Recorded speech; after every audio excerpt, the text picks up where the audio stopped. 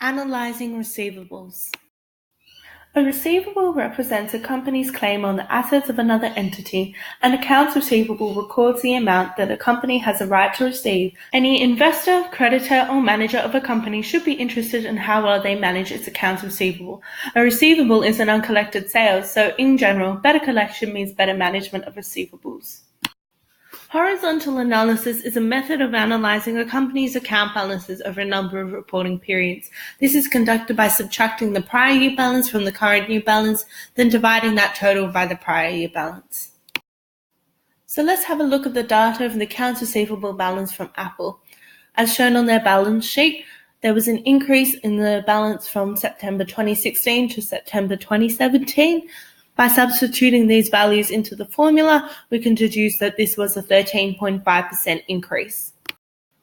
Vertical analysis is a method to examine the percentage the accounts receivable makes up of the company's total assets. On the balance sheet, this is calculated by the account balance divided by total assets. By substituting in the values we have, we can see that accounts receivable makes up 4.8% of assets. A receivables turnover ratio measures a company's ability to generate and collect receivables.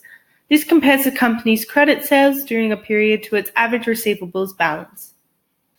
In general, a higher ratio indicates the company collects its receivables faster.